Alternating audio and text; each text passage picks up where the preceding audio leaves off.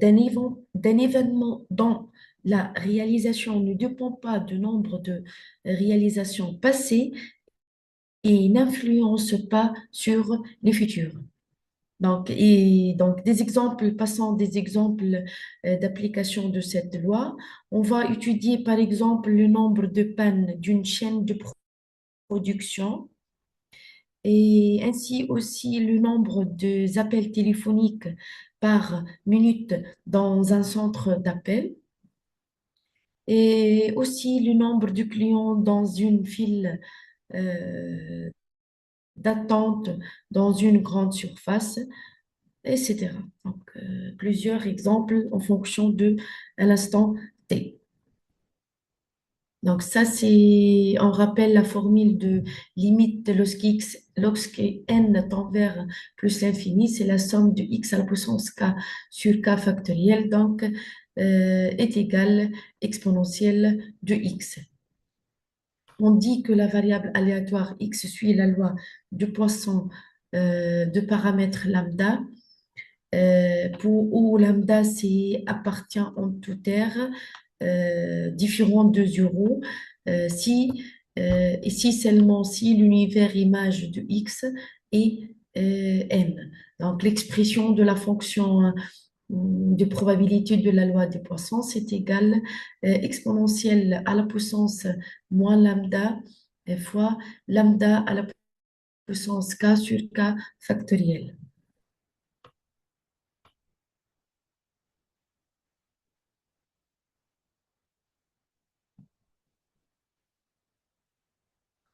On note cette variable x suit la loi de Poisson de paramètre lambda, puisque la somme de toutes les probabilités, autrement, c'est la somme de exponentielle de moins lambda fois lambda à la puissance i sur i factoriel égale exponentielle de moins lambda, la somme de lambda i sur i factoriel. Donc, ça, cette expression, c'est égal exponentielle de lambda, exponentielle moins lambda fois exponentielle de lambda, ça donne est égal à 1. Donc, bien sûr, on sait que toujours la fonction de probabilité supérieure est égale à 0. Pour être, on a bien une loi de probabilité.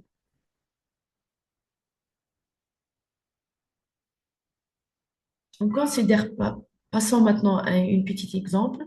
On considère la variable aléatoire x mesurant les nombres de clients se présentant au guichet 1 d'un bureau de poste par intervalle de temps de durée 10 minutes entre 14h30 et 16h30. Donc, on est dans ce cas, la x suit la loi de Poisson de paramètre lambda est égal à 5. Donc, on est dans ce cas, pour lambda est égal à 5, la table de la loi de Poisson nous donne les tableaux suivants. Donc, si par exemple la probabilité du x est égale à 0, on a 0,007 pour cette valeur. Donc, passons maintenant à l'expression de la fonction, on revient ici, donc à l'expression de la loi de Poisson. Donc, on remplace dans ce cas k est égal à 0 et lambda est égal à 5. Donc, exponentielle de moins 5 fois 5 à la puissance 0 sur 0 factoriel. Donc, ça donne 0,007.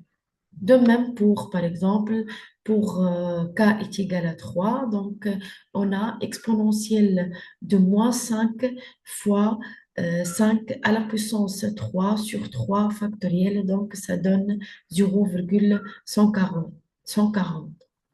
Donc de la même manière, pour k est égal à 14. Si vous faites la somme de toutes les probabilités, donc on trouve que est égal à 1.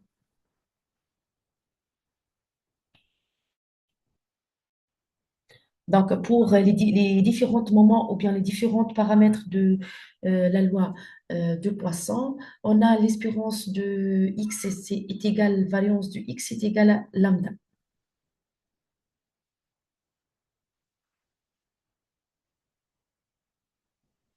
Donc, si par exemple, deux variables aléatoires indépendantes, x1 et x2, suivant respectivement les lois de Poisson, P de lambda 1 et P de lambda 2, alors que la variable grand X, c'est-à-dire la somme de deux variables, suit la loi de Poisson de paramètres lambda 1 plus lambda 2. Donc, de même cas, donc on peut généraliser ce résultat à n variables de Poisson indépendantes.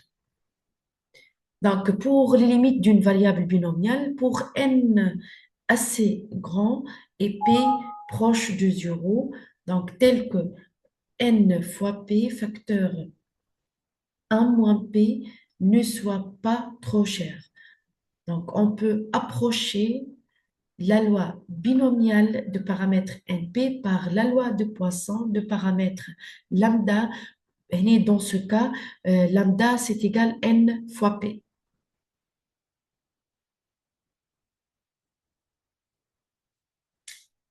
On va réaliser par la suite deux exercices pour mieux comprendre les différentes lois d'une variable aléatoire discrète.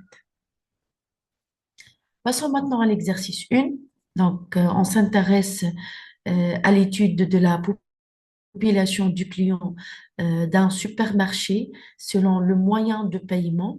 Donc, on a espèce ou autre, c'est-à-dire par carte bancaire et par chèque, etc.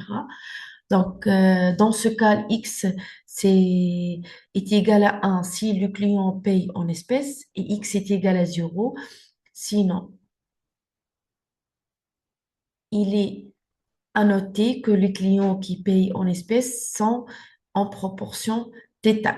Donc, d'après l'expression, on a une expérience aléatoire à deux essais.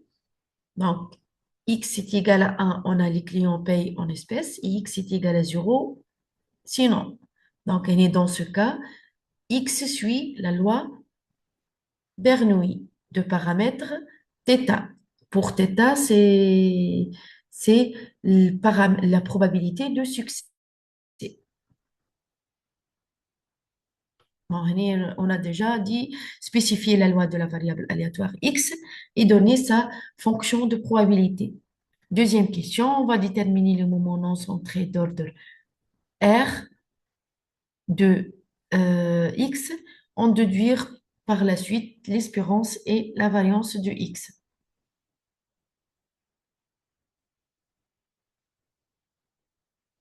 Troisièmement, on considère les variables aléatoires x1, x2 et x3 indépendantes et de même loi que x.